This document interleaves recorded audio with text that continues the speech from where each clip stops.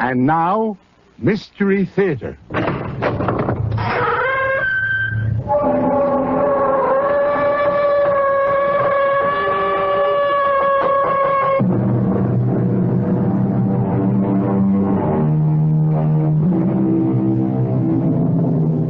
Come in. Welcome. I'm E.G. Marshall, and we're doing business as usual, featuring our full assortment of the mysterious and the bizarre.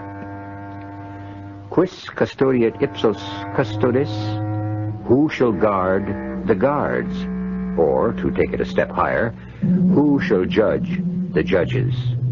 This was a problem that plagued the ancient Romans, and obviously it remains with us to this very day.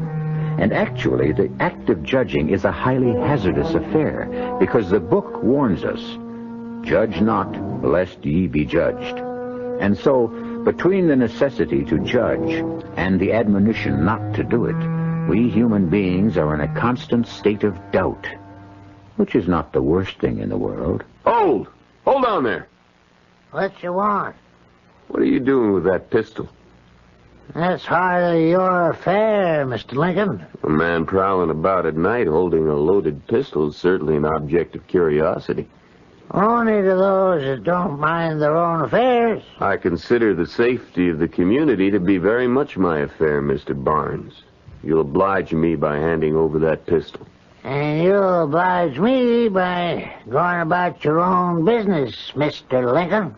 I'm afraid I'll have to take that pistol. I'd advise you not to try it. Hand it over, sir. I warn you, not another step.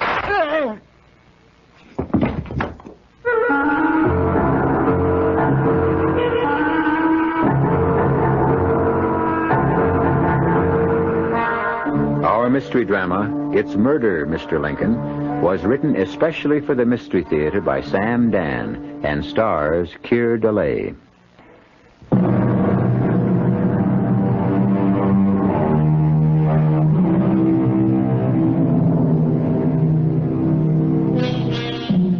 When conditions are bad, we Americans always spend a great deal of energy not in finding a solution to the problem, but rather in deciding what to call it. Is it a depression? Is it a recession? Back in 1837, they called it a panic. So you see, we have made progress. 1837 was certainly a year to tighten one's belt. Definitely, it was not a favorable year to embark upon a new career. And a young man named Abraham Lincoln is discovering this the hard way. He has just settled in Springfield, Illinois, where he has opened a law office. Abe Lincoln sits in his law office and waits for clients. This afternoon, as usual, he is sitting and waiting. And although he is completely unaware of it, a case is being created for him just down the street in Fellman's Tavern. Now, what I want to know is, what's the point in having Martin Van Buren sitting in the White House? Why, we might just as well have Andy Jackson. Oh, well, Tom, Andy's old and sick. Why, he's half dead. Well, better an Andy Jackson who's half dead than a Martin Van Buren who's all alive. Yes, that's a good one, huh? Yeah, he sure is. I have to remember that one. Good afternoon, gentlemen. Good afternoon. You want to hear good ones there? I was just saying to this gentleman here, Mr. Ephraim Barnes, I was saying, better a half-dead Jackson than an all-alive Van Buren. Isn't that what I said, Ephraim? Something like that. Are you Tom Feldman? Yeah, in the flesh. I'd like a room. Costs you $1. All right. In advance. Owe no man anything, as it says in Corinthians. Or is it, Acts? Well, here's your $1. Thank you. Drink? Oh, no, not for me, thanks. Well, comes with the price of the room. I never drink while there's work to be done. Huh? Well, what's your name, stranger? You know mine. I'm Tom Feldman, and this gentleman here is Ephraim Barnes. He runs a bank. Ah, glad to meet you, Mr. Jones? Franklin Jones. What's the business, Mr. Jones? I assure you, the First National Farmers and Merchants Bank of Springfield is very much at your service. Oh, thank you, Mr. Barnes. I'll keep that in mind. Could either of you gentlemen tell me where I might find a Mr. Cyrus Darrow? Cy Darrow? He's got a farm. Big place it is, too, just north of here. Now, you just follow the road right out of town. We inquire your business with Mr. Darrow, sir? Well, that depends on Mr. Darrow. Well, that's playing the cards close to the vest, huh? Bread eaten in secret is the sweetest, as it says in Proverbs. Or is that Leviticus? There's nothing secret about my business with Mr. Darrow. He swindled me out of some money. Now he's either going to pay it back or... Well, I intend to blow his head off. Now, Mr. Jones, there's no need for that. If you have proof, you can take him to court. Well, I don't have proof, so I'll just have to do it my way. I've come here to get what's mine by rights. And I have the instrument with which to secure it. Well, that's a wicked-looking weapon you got there, sir. I fought in Florida in the Seminole War. This pistol was first and last fired in the service of my country. I earned the right to use it in my own behalf. Now, sir, you cannot flout the law. Yes, indeedy. The law is sitting right here by your side. In me, you see the sheriff, and Mr. Barnes is the judge for this term. Well, gentlemen, all I can say is that if a man don't get no justice, he will have to make his own. My room, sir? Up the stairs. First door to your right. Supper's at 5 o'clock. That young fellow bears a bit of watching. Yeah. I pity him if he goes up against old man Darrow. Cyrus will just chew him up and spit him out. Wicked-looking pistol, that. You know, I'm not a wagering man, Ephraim, but if I was, I'd lay my money on Cyrus Darrow. Poor fella. Seems kind of young to die after surviving an Indian war and all.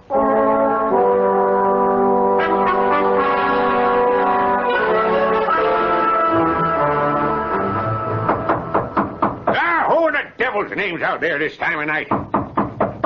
What's your business with me? Go on home. Got a bone to pick with Cyrus Darrow? You come round in the daylight time, like honest, respectable folk. All right.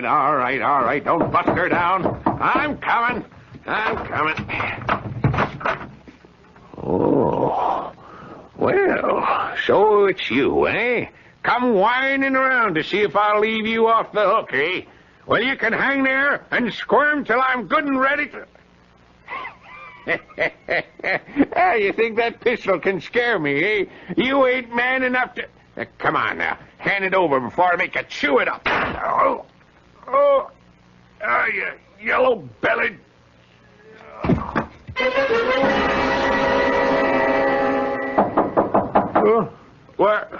Who's there? The sheriff. Sheriff? That's right.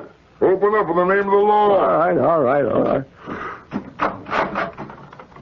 Oh, hi, Mr. Feldman. Oh, Mr. Feldman, the tavern keeper. No, sir. It's Mr. Feldman, the sheriff. You'll have to come along with me, son. What for? What for? Mr. Jones, it looks like you did what you came here to do. What's that? Kill Cyrus Darrow. Killed Cyrus Darrow, but I didn't. He's dead, son. Big hole in his forehead caused by the forcible entry of a pistol ball. There must be some mistake. No, sir. There's no mistake. This your pistol? Of course it's my It pistol. was found 50 yards away from Cyrus's house. No, you couldn't have found it 50 yards away because... Because? Well, it can't be my pistol. I remember I put it back in my bag. Yes? Yeah. Hey, it isn't here. Of course not.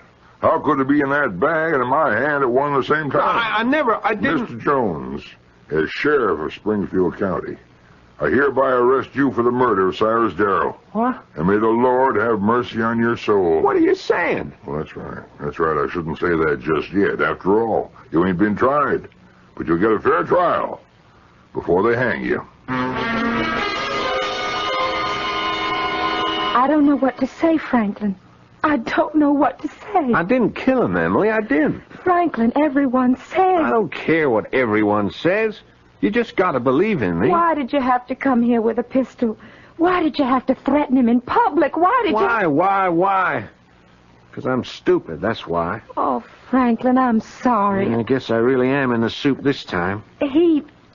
This man, Cyrus Darrow, was very well liked.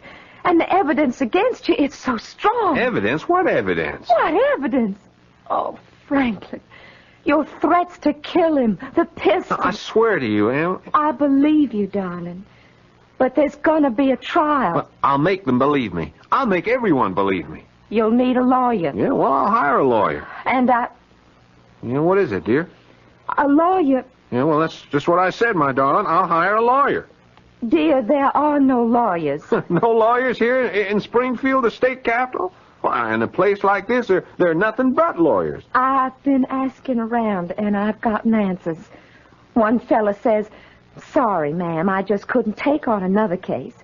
And meanwhile, he's got his feet on the desk, and I can see the holes in his shoes. And then another fella says, I never did try a murder case. What is it? There isn't nobody in this town doing 15 cents worth of business, and they say, each of them say to me, sorry, Miss Jones, I just can't see my way clear. Well, why won't they take my case? Well, Is it because they don't think they can win? Emily, that should make no difference. Law says every man's entitled to a lawyer. I know. But what the law really means, every man's entitled to a lawyer provided he can get one.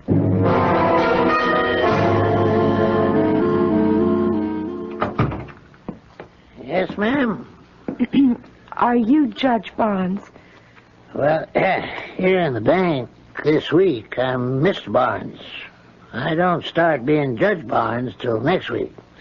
Now, who do I have the pleasure of addressing? My name is Jones. Emily Jones. Mrs. Franklin Jones. Oh, Judge, my husband can't find himself a lawyer. Surely, Miss Barnes, in all of Springfield, there must be somebody who don't mind ruining his reputation? Now, Miss Barnes, lawyers don't see things that way at all. Then how does it happen no lawyer's willing to defend my husband? Well, it's a busy time. How busy? Look at your bank. Ain't a soul in here except you and me. Yeah, well... Well, what, sir? People going broke left and right, nothing being brought in or sold, no contracts to draw up. What are all these lawyers doing? Well, I'm sure if you look around... I looked everywhere. And everybody's turned me down. Everybody? Everybody. Ah. Have you spoken to a man named Lincoln? Abe Lincoln? Abe Lincoln? No, the names ain't familiar. Well, why don't you give Abe a try? He's the kind of lawyer take any case he can get. Well, I must say, Judge, that don't sound like a very enthusiastic recommendation. Well, ma'am, it's the only recommendation I can give you.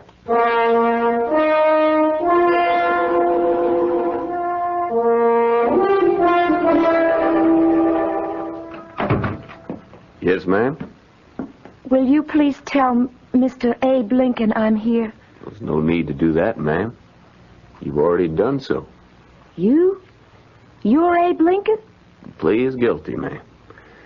Now, to whom do I have the pleasure of... But you don't... I know I don't look like a lawyer. Well, the fact is, I don't look very much of anything else either. Well, Won't you have a seat, ma'am? Now, my name is Emily Jones. My husband, Franklin... Was he named after Ben Franklin? Yes, sir, I believe so. The great man. Yes, sir. He, my husband, is going to be tried for murder. Yes, I know. And I need a lawyer. Well, you've come to the right place. You mean you're willing to defend him? I'm ready, ma'am. Well, that may be, but I've got to ask you about your qualifications. How many murder cases have you tried? How many? To be exact, ma'am, none. None? Miss Jones, a fella has to start someplace. Well, but not with my husband. Well, I do have one qualification. Matter of fact, it could turn out to be the most important qualification of all. What's that? I'm the only lawyer in town willing to take the case.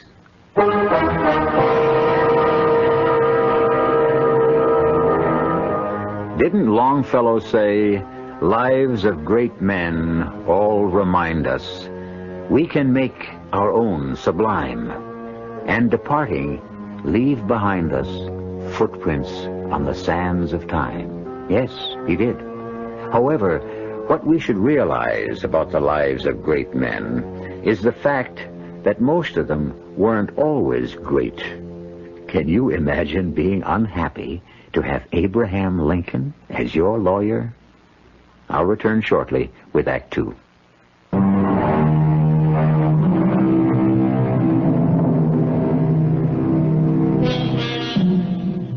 His name is Franklin Jones.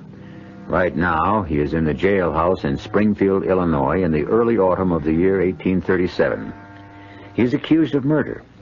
His prospects are bleak.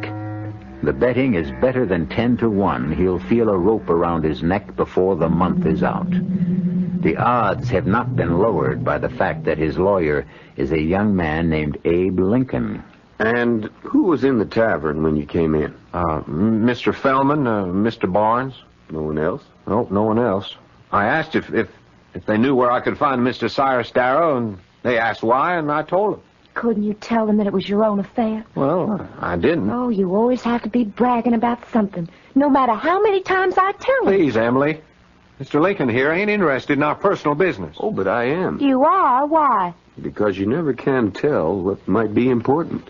All that's important is to keep the rope away from Franklin's neck. Well, that's exactly what we're trying to do, Miss Jones. Now, Frank, you came here night before last from Valley Junction. That's right. We just started farming. Miss Jones, I'd appreciate it if we'd let Frank answer. Well, I can give you the facts fast and clear. I know, ma'am, but, well, Frank's going to need practice. He'll be the one that has to answer at the trial. So, Frank, you came here the other night. You engaged a room. You stated your business to Mr. Fellman and to Mr. Barnes. Like a fool. Yes, sir, that's right. And you showed them the pistol. Why? Well, the pistol was a present to my dad from General William Henry Harrison. Dad was with Harrison at the Tippecanoe. You see? He wanted to brag about it. Mr. Fellman and Mr. Barnes, well, they weren't easy fellas to talk to. You know what I mean. I know what you mean, Frank. So I just went upstairs to my room and I went to bed, figuring I'd see Cyrus Darrow first thing in the morning. And, well, the next thing I knew, there was a knock on the door, and it's the sheriff. I'm being arrested for murder. And at no time during the night did you arise from your bed and go forth to Mr. Darrow's place and shoot him? I did not shoot him. I was asleep in my room. Well, we have to make that defense stand up. You sound like you don't believe him. Oh, I believe him. I'm not the problem. We've got a judge and a jury to consider. Now, Frank, the pistol, where was it? In the bag. You placed it in the bag before you went to sleep? Yes, sir. Well, how did it get to where it was found, in the field, 50 yards from Mr. Darrow's door? I don't know. Well, the prosecution will say that you went there, shot Cy Darrow, fled from the scene, and in your guilty terror and confusion, you dropped the gun. Well, I couldn't have dropped the gun when I wasn't even carrying it to start with. I wasn't there. Well, then we must claim that someone came into this room while you were asleep and stole that pistol. Yeah, well, that's the only way it could have happened. You were conscious of no one? Oh, I was asleep. Tell me this. What was your business with Mr. Darrow? Why do you want to know? Frank? Is that important? It's the first question the prosecutor will ask. I should know. Oh, all that was before he was killed. Frank? Well, I enlisted in 1829. 1830. Oh, yeah, that's right. And I served in Georgia and Florida. And when I wanted to marry Emily, well, you don't get married on sergeant's pay. Oh, not to me, you don't. Anyway, there was this fella in the company, first platoon he was, a funny little fella, fat and baldy, you know, but smart. He was a Frenchman or a German or something like that. He spoke funny. You know, the Army's full of all kinds of foreigners. Well, they had to run here because they're having all kinds of revolutions in Europe. Will you get to the point? Now, why should Mr. Lincoln care beans about them revolutions in Europe? Yeah, well, his name was Fuller, and he knew all about plants and flowers, you know, and he said, Jonesy, some of these varieties could grow very well up north if... Yeah? If what? Yeah, well, I never did find out. You see, He and I were going into business, and we collected boxes and boxes of various seeds, and we was going to sell them to farmers up this way, where I was well known. That is, I knew some people. And since Cyrus Darrow was one of the biggest farmers in this parts, well, we wrote to him, and he wrote back offering to buy a special kind of feed grass. Yeah, we sent him $30 worth, and he never did pay up. So we wrote and we asked him for our money. And he sent back an answer saying he'd be hanged if he'd pay a cent for some sticky Georgia thistles. What was that man talking about anyway? Well, I don't know. I could have made a mistake and not cleaned out the seed like Fulda said you had to do. Well, he invited me to come up and look at his brand new thistle patch, and also give him the opportunity to wring my neck at one and the same time. And I said, Frank, you go up there and you get your money. Well, did I know he was going to take a gun? And at no time, then, did you visit Darrow's farm? No, sir, he did not. He was nowhere near that place. Frank? No, sir. As far as you know, it could, that is, the seed you sold him, could very well have been thistle, or burrs, or whatever. Well, supposing there was. What does this have to do with the killing of Cyrus Darrow? You weren't up there, Frank? Well, I said I wasn't. Well, I'd better be getting along. Where are you off to? I think I'll ride up to Darrow Farm. Whatever for? I might learn something. What's to learn? The man's been murdered. We know that. Well, I might find some evidence. What kind? I have no idea, but I have to look. You mean you're going to look for something and you don't know what? Yes, I suppose you could put it that way. What was that, Miss Jones? Nothing. Just,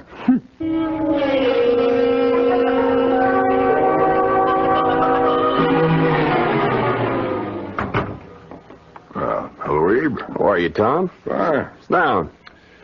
Doing anything?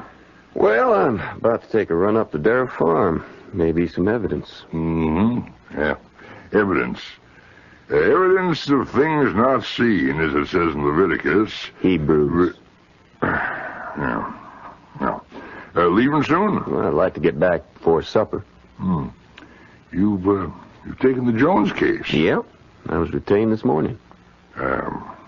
Well, Abe, you think that's wise? Wise? I'm a lawyer. Well, you have to think of your career. You know, you gotta lose that case. It's plain as a cabbage on a rose bush. The boy's guilty. Isn't that why we're having a trial? Oh, we're having a trial because the law says he's got to get one. Well, you know what the verdict's going to be. Tom, I'm surprised at you. No, Abe. You're the surprising one. Now, look, you can't win. If you lose, you look bad because you're a loser. And if by some miracle, you could have a miracle, because as Milton says, the age of miracles is forever here. That was Carlyle. Carlyle. Well, anyhow, if by a miracle you win, well, folks will resent it. Why? Well, the boy's so obviously guilty, people want him to hang. Look, Abe, I'm thinking of your future. My future? Yeah, you could have a great future in politics. I've seen you operate. Why was you single-handed got the state capital to move up here from Vandalia? Oh, no, that's not really true. It is. Now, Abe, you could go far. Oh, no, not me. Now, why do you say no? Well, I just don't look like a politician. Well, there's no special way a politician's supposed to look. That isn't so. He's got to look kind of solidly dignified, like Daniel Webster, or sharp and smart like Clay or Calhoun, or shrewd like Tom Benton, or even jolly like Steve Douglas. But he can't afford to be funny looking like me. Well, I wouldn't say he was all that funny looking, eh? I'm too tall, too thin, and I'm too bony and gawky. But you got all the brains. Well, brains alone was never enough. Abe, is there some way you could get out of trying this case? No, I mean it for your own good. Cy Darrow was well-liked. I wouldn't get out even if I could, Tom. Cy was very well-liked, and folks are mad. You think about that. Well, there's nothing to think about. Well, just thought I'd paint you a picture. After all, as William Shakespeare said, forewarned is forearmed. No, that was Miguel Cervantes.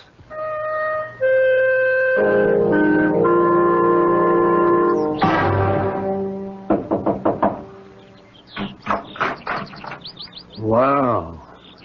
Hello there, Abe. Good day, Mr. Bennett. What brings you out here, Abe? Oh, I thought I'd come out here and look. For what? Oh, for anything I could find. I saw someone moving around in the house. Turns out to be you. Well, I was his lawyer. I'm just getting his papers put together. Well, come in. Look around, if you like. Thank you, Mr. Bennett. Right here in the doorway is where he fell. I found the body, in the morning. I'd come by to go over some contracts. There he was, dead. You going through his papers? I'm trying to. Mm-hmm. Anything missing? Well, Abe, either stuff is missing or he hid him away somewhere. What do you mean? I mean, he didn't tell his lawyer everything. No client ever does. You're going to find that out. Well, what would seem to be missing? I haven't had a chance to go through it all, but I know for a fact he's been lending out money all over town. The way things are with the banks and all, he was the only one with hard cash. Yes, I heard. Well, you could say there were plenty of folks who might have had a motive, Mr. Bennett. Yeah, you could say that, Abe. But I think your man's going to pay the bill. But he told me he never even came up here. Now, I know, Abe. But when you've had as many clients as I have, you learn how easily they can lie to you. It's hard to believe this boy isn't telling me the truth. Yeah, that's what makes it so dang difficult. Maybe he thinks he's telling you the truth. Abe, you're in trouble on this case. Admit it. I never denied it. Let's step outside, Abe. What for? We might find a way out of this problem. Now, Abe, just off to your left, leading to the road, there's a full acre, and it's planted in what? Now, hold on, Mr. Bennett. That's a wild field. No, that's a planted field, Abe. But who'd want to plant all those weeds and burrs and thistles? They come from the seeds my client bought from your client. That's hard to believe. Why? Let's say your client's a sharper, or he made an honest mistake. Don't matter. But he made my client mad. My old Si was ready to kill that boy on sight. Get my point? Mr. Bennett, I think I do. Now, taking it straight from there, you begin to see a new line of approach in the case. Mr. Bennett, let me tell you, sir, I am eternally in your debt. To think, I had just considered this case was hopeless. Abe, when everything looks hopeless, that's the time you really start to hope.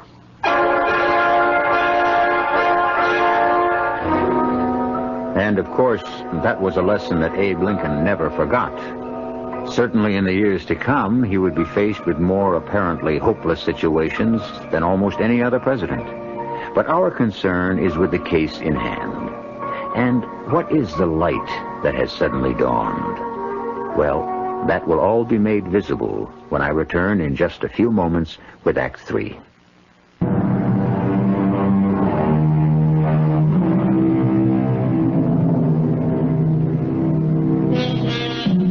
It is always surprising to consider that what we call psychology is a science of recent vintage. We speak so easily of things like the split personality, the other self, the protective falsehood, without realizing that these terms would be unintelligible to people who lived even 100 years ago. But although our forebears did not know these things intellectually, they could understand their implications. After all, Sigmund Freud was only 10 years old when Abe Lincoln died, yet Lincoln already sensed a great deal of what Freud was to discover. No, Mr. Lincoln, he don't lie to me. That's one thing he don't do. He don't lie to me. Emily, maybe he has no choice. What do you mean? Well, maybe he's afraid he'd lose you if you knew he was a murderer. What would you do if he confessed? What would I do? Would you leave him? Well, You see? Oh, I'd raise up a storm, I guess. I'd holler and rip, but afterward, well, I'd stand by him. Well, then you must convince him of that. But will it save him? At least it's a defense. I could plead it. This way, all I'm doing is begging the mercy of the court. But will it work? Self-defense always gives a man a chance. How much of a chance? Well, I'm a lawyer, Emily. I'm not a prophet, but we can get witnesses to prove that Cy Darrow was furious with Franklin. But why? Because Franklin had sold him nothing but weeds. How do you know? I was up there, Emily. I saw them. A strange kind of growth for this part of the country. Brambles and burrs and weeds. It really wasn't Frank's fault, Mr. Lincoln. He just doesn't know. But Cyrus Darrow was boiling mad. Now, oddly enough, this could create some sympathy for Franklin. How? They'll all think Frank was a swindler. Well, maybe not a swindler, more of a sharper. Oh, what's the difference? Well, Emily, you have to know these old horse traders up here. They might even admire him. Why? Because he's done something nobody else was ever able to bring off. What's that? He got the better of Cy Darrow in the deal. And he went up to Seaside to brazen it out, being careful, of course, to bring his pistol. The fact that the pistol was given to him by General Harrison won't hurt either. Well, then, you think we've got a chance? Yes, Emily, I would say, what with one thing and another, we've got a fighting chance. No! No? What do you mean, no? You heard, Emily. I said no. What Mr. Lincoln just explained. I know what Mr. Lincoln just explained. Don't you understand? If you don't plead self-defense, you're sure to hang. Well, I ain't gonna do it. Why? I told you once. I told you 1,000 times. I wasn't there. What, Frank? I didn't kill him. I give up. What can you do with him, Mr. Lincoln? Mr. Lincoln, would you want me to get up there on that stand and tell a lie? Is it a lie, Franklin? You mean you didn't kill Cy Darrow in self-defense? Huh. Here's a hole to be in. A man's wife won't believe him. His lawyer won't believe him. Frank, we only Franklin, I can only plead the defense my client gives me. Since I wasn't at the scene of the crime when the murder took place, I don't know what happened. Well, I don't know neither. I wasn't there myself. I was asleep in bed in my room at Feldman's Tavern. But, Franklin, nobody's going to believe that. Well, ain't that what I got a lawyer for, so we can make folks believe me? Or is this case too tough for you, Mr. Lincoln? Well, it's tough enough. Hey, did you find anything up there at Darrow's place? How'd you know I was up there? Well, look at your pants. Oh, yeah. Yeah, them little burrs. Almost too small to see, unless you're looking for them.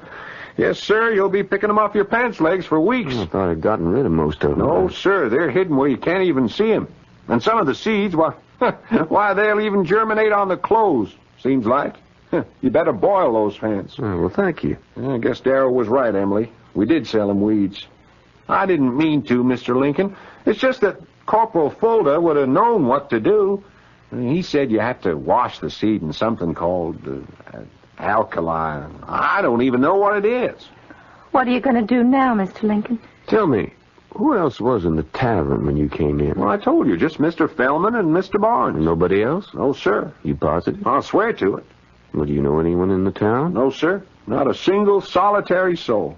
Why do you ask? Well, Emily, it's about time I started asking questions. But you've been asking questions all along. No, not the right questions, and I haven't been asking the right people either. Well, Abe, I can only tell you the boy insists on having a rope put around his neck. Well, he refuses to plead self-defense. In my opinion, he'd rather die having his wife think he's not a murderer. I believe him. It can be a dangerous business when you start believing clients. It can even be a more dangerous business when you don't. What can I do for you, Abe? You've been through all the size papers yet? All I was able to turn up. Would either Tom Feldman or Ephraim Barnes have owed him money? Well, now, Abe, this is a lawyer-client relationship. You asking me to break it? Well, the client's dead, Mr. Bennett. And I'm not asking out of idle curiosity.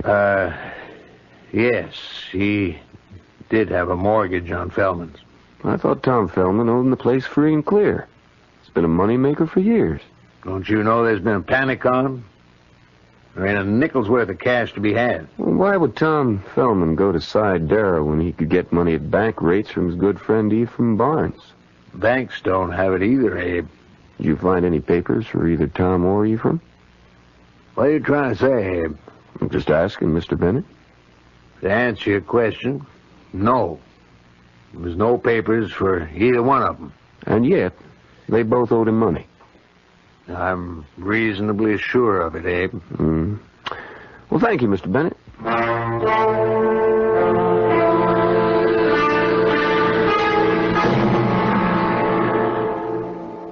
Good afternoon, gentlemen. Well, Abe. Afternoon, Abe. Have a drink. How's the law business coming? Slow. Well, slow but sure moves mighty mountains. Aristotle. Euripides. Abe, I swear one day I'm going to catch you. Gentlemen, we have some business to discuss. They discuss business at my office only. This is legal business, Ephraim. Then I'd rather discuss it at your office. It has to do with the upcoming trial of Franklin Jones. In that case, I don't discuss it at all. I'm scheduled to be presiding judge, you know. I don't think so, Ephraim. Well, what you saying? You can see the calendar. I'm going to ask you to disqualify yourself, Ephraim. What are you saying, Abe? Abe here's one of the finest... Abe, don't you believe I'm a fair man? It's nothing personal, Ephraim. Well, then why... Well, to begin with, you're a material witness. Who is? You are. You and Tom here. You're the only ones who heard Tom ask for the whereabouts of Cy Darrow, and who heard Tom threaten to kill him. Yeah, well... Well, you can't be a judge and a witness at the same time, can you? Yeah, but you... Besides, there's more to it than that. What are you driving at, Abe? Well, my client insists that he's not guilty. Well, now, you wouldn't expect him to admit it now, would you? Yes, if he were guilty, I would, especially since I found a way he could plead guilty and still save his neck at the same time. What's that? Self-defense. Old Cy was boiling mad at him. Mad enough to kill him. But the boy refuses to take that defense, which proves to me that he's a young man of his word, and I have to respect that word. Abe, if Franklin Jones didn't kill Cy Darrow, who in thunder did?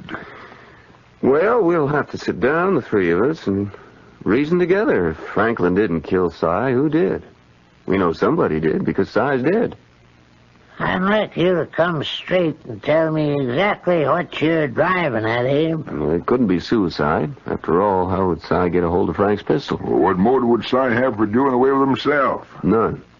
But you can't be too careful in these things. You have to explore every possibility. Ah, but you also have to be headed someplace. Don't be impatient, Ephraim. I am. So if it wasn't Frank, who else could it be? Who else knew Frank was in town? Who else knew Frank was mad enough to go to Cy's place with a pistol? Who else would even know that Frank had a pistol? The answer? Either one of you two. Well, hold on there, Abe. Are you saying that Eve here, or me, could have killed Cy Darrow? Huh? Well, Abe, I am your best friend in town. How could you even think... Abe, I thought you was always a man of good sense. But this is monstrous. Have either of you gentlemen been up to see Cy lately? Well, I ain't been up to Cy Darrow's place since I bought a pony from him in 33... No, it was 34. Well, yeah, it's been 3 years. Ephraim? It's been at least a year since I had occasion to visit Cy's farm. Where'd you transact your business? Whatever business we would transact, we would do at the bank. Gentlemen, one of you two is lying. Hey, now look here. Now, you want to be careful now, Abe. Friendship only excuses just so much. Let me borrow that chair. Now, I'm going to put my foot up on the seat of it. What for? Oh, come on, let's humor him. He's mad. You'll notice that the lower part of my trouser leg is covered with very tiny little sticky burrs. Yeah, so? So these are typical of a growth that occurs only in northern Florida or southern Georgia. You can't find them anywhere else in the country except at Cy Darrow's farm. Well, now, what's that got to do with the price of tea in China? They grew from seeds sold to Darrow by mistake, by Franklin Jones. I still don't see what you're driving at. I was up there just before. That's how they got all over my pants leg. Now, will each of you gentlemen please place his foot up on the chair? I'll be hanged if I do. Is that a prophecy, Ephraim? Eve, them little burrs, them sticky little burrs. You got them on your... Ephraim, if you wasn't up at the Darrow place, how'd them little burrs get all over your pants?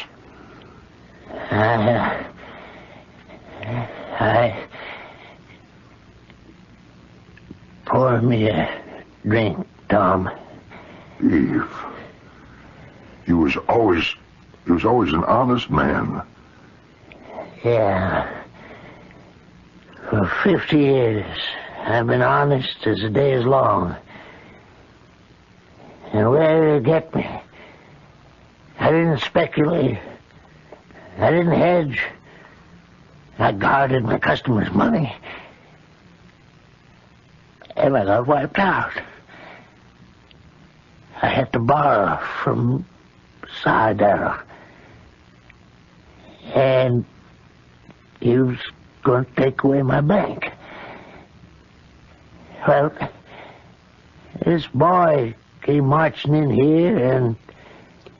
And you decided to steal his pistol and kill Darrow yourself. Well, it wasn't that clear cut, It just worked out. And I found my notes and destroyed them. Yours too, Tom. Ephraim, a man like you, could you really let that boy hang for you? Could you? Abe, I'd like to think that in the end, I wouldn't let that boy hang for me. I'd like to think that. Would your conscience let you? Conscience. Abe, when you face the rope, you know the saying, conscience does make cowards of us all. Cervantes. No, Shakespeare. You're a good lawyer, Abe. Would you defend me? Ephraim, you mean you want me? Why, you could have anyone, even Stephen Douglas. I want you, Abe. Nobody but you. Thank you, Ephraim. I'm grateful. I'm humbly grateful.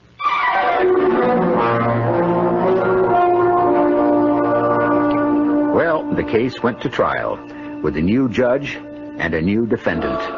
And the young lawyer Abe Lincoln argued ably and well. And the result was a hung jury.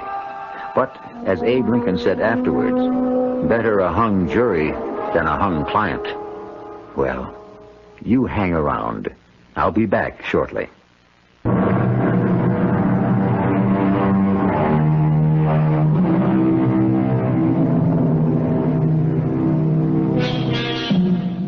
Franklin and Emily Jones, Tom Fellman, Ephraim Barnes, they are all obscure footnotes in the book of Abraham Lincoln's life. And yet, these are some of the nameless, unknown people who helped shape his character. All around us are young men and women whom we, in our anonymous fashion, are also molding by our precept and by our example. And we are molding them into what? Think about it. Our cast included Keir DeLay, Jennifer Harmon, Paul Hecht, Joe Silver, and Robert Dryden. The entire production was under the direction of Himan Brown. This is E.G. Marshall inviting you to return to our Mystery Theater for another adventure in the macabre. Until next time, pleasant dreams.